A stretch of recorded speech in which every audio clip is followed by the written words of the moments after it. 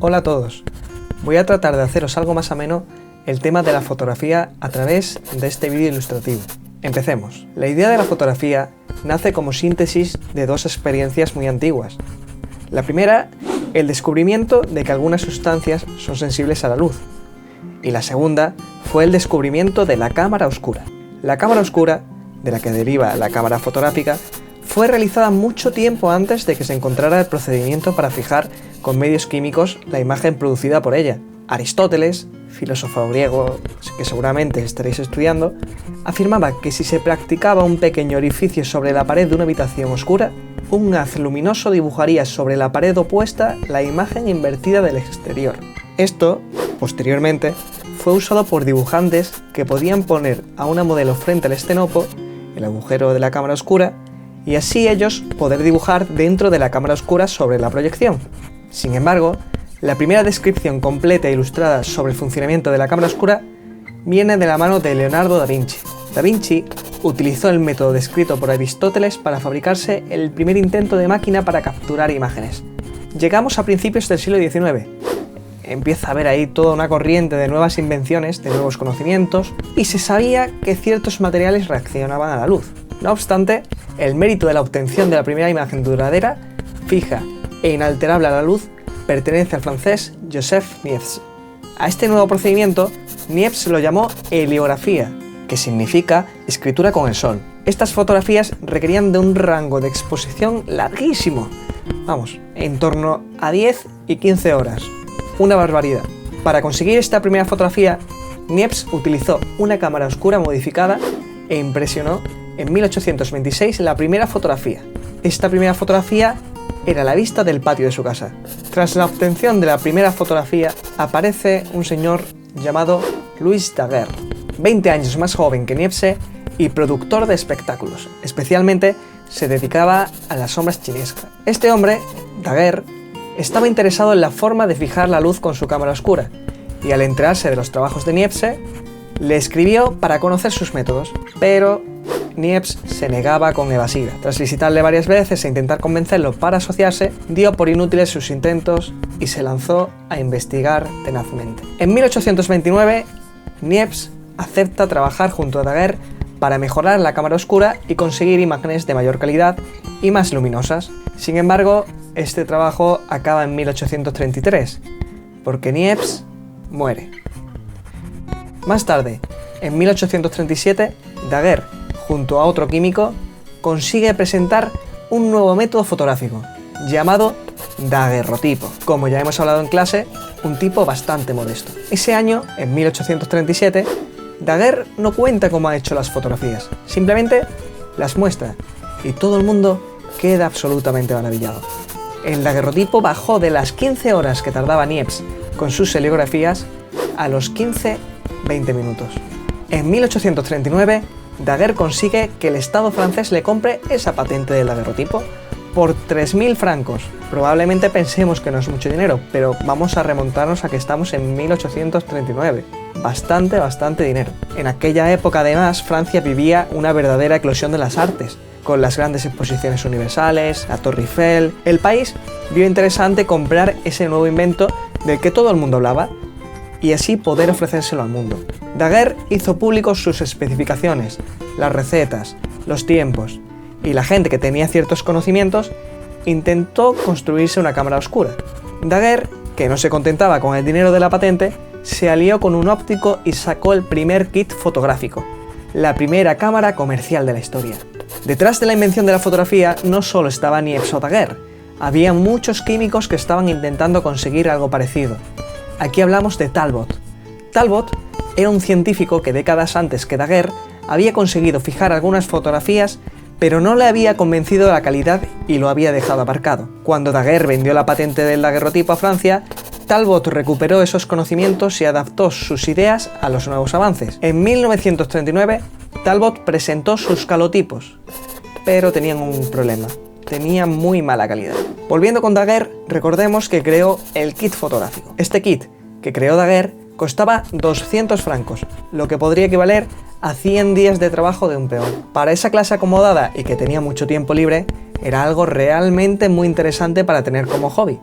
se creó toda una fiebre en torno al daguerrotipo y todo el mundo quería ser el primero en sacar un daguerrotipo pues de las playas, de un monumento, de estatuas, de todo tipo. El daguerrotipo fue un triunfo total. En 1840, un año después de la presentación del daguerrotipo, eran tantos los aficionados al daguerrotipo que ellos mismos consiguen algunas mejoras en el daguerrotipo, como fue el tiempo de exposición, ya no se tardaba 15-20 minutos en tomar una fotografía, el tiempo bajó en torno a 10-5 minutos, se podían hacer los primeros retratos y se usaban unos artefactos que cogían a las personas por la nuca para que no se movieran y pudieran estar quietos en la toma. A pesar del boom del daguerrotipo, acabó desapareciendo. Algunas de las causas por las que el daguerrotipo acabó desapareciendo fue que el daguerrotipo producía una imagen única y no se podían sacar copias. Vamos, lo que viene siendo el positivo directo.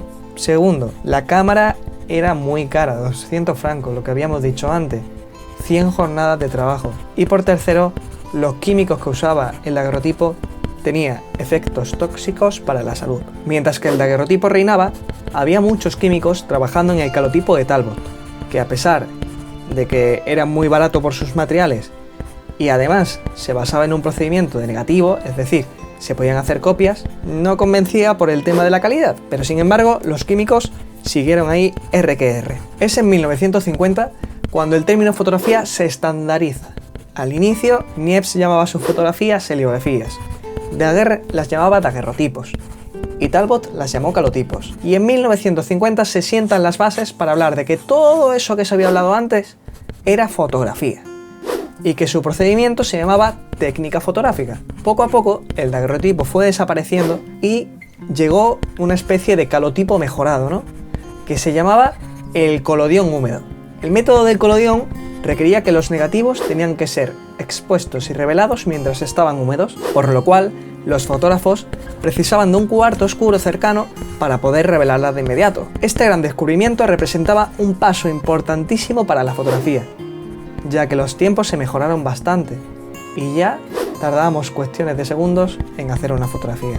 El colodión permitía hacer copias de la imagen, es decir, se hacían en negativo, y la fotografía empezó a considerarse una actividad económica, y con ello se convirtió en una profesión. Con la llegada del colodión húmedo se crean los primeros estudios comerciales de fotografía. Antes los fotógrafos eran los nobles o los químicos que hacían las fotografías por encargo. Ahora se empiezan a crear estudios fotográficos en las azoteas de los edificios, azoteas que eran acristaladas para que entrara la máxima luz posible y pudiesen reducirse los tiempos de exposición. Uno de los estudios más famosos fue el de Nadar, en París, que se especializó en retratar a la gente famosa, escritores, pintores, dibujantes, cantantes. Este estudio se especializó en hacer retratos psicológicos, es decir, que ese retrato hablara del retratado. Si era escritor, que pareciera culto. Si era una mujer del espectáculo, que pareciera interesante. Se buscaba que las fotografías hablasen. En torno a 1860, la fotografía es considerada como una simple herramienta. Los dibujantes lo usan para bocetear, los escultores lo usan para tener a una modelo con poses y así no tener que pagar a una modelo todos los días, y la gente de la calle lo usa para retratar lo que ve y sacarse fotos a sí mismos. Muchas de aquellas personas que tenían la fotografía por hobby empezaron a contar historias, creando verdaderas fotografías artísticas. La más importante fue Margaret Cameron, quien comenzó haciendo fotos a sus hijas y todos sus cercanos en base a aquello que conocía, que su hija fuese Afrodita o que su amiga fuera un ángel. Tras la dificultad que presentaba la manipulación del colodión húmedo, recordad de que tenía que estar húmeda para hacer la fotografía y antes de que se secara había que revelarla. Llega una nueva técnica, el gelatino bromur. Fue un fotógrafo británico quien inventó una plancha que iba recubierta como de una especie de gelatina y con la cual hacíamos la fotografía y más tarde, sin tener ninguna prisa de que eso se seque, la revelaríamos. Ya en 1884, George Eastman fabricó la primera película en carrete de 24 exposiciones. Eastman, en 1888, lanzó al mercado otro aparato revolucionario de pequeñas dimensiones que estaba provisto de un cargador de 100 exposiciones. Después de realizar el último disparo, se enviaba a la casa, que era Kodak, y revelaba las 100 fotos, y recargaba de nuevo la máquina con otro carrete. Costaba alrededor de $25, y se publicó con el eslogan "Usted apriete el botón, nosotros haremos el resto". Mientras Eastman se hacía de oro con Kodak, en 1907 llega el color con unas placas de cristal llamadas autochromes que crearon los hermanos Lumière. El procedimiento autochrome se utilizó durante unos 20 años y más tarde se abandonó su uso por el alto coste. Sin embargo, es con la aparición de la película de color Kodachrome y la de Agfa Color en torno a 1935 con las que se generalizó el uso de la película en color. En 1936 se avanza mucho y se crea inclusive la primera cámara reflex. La fotografía instantánea se hizo realidad en 1947 con la cámara Polaroid, basada en el sistema fotográfico descubierto por el estadounidense Herbert Lamb. Esta cámara tiene la peculiaridad de que viene de la necesidad de la hija de Lamb, su inventor, en ver las fotografías de unas vacaciones al instante de producirlas.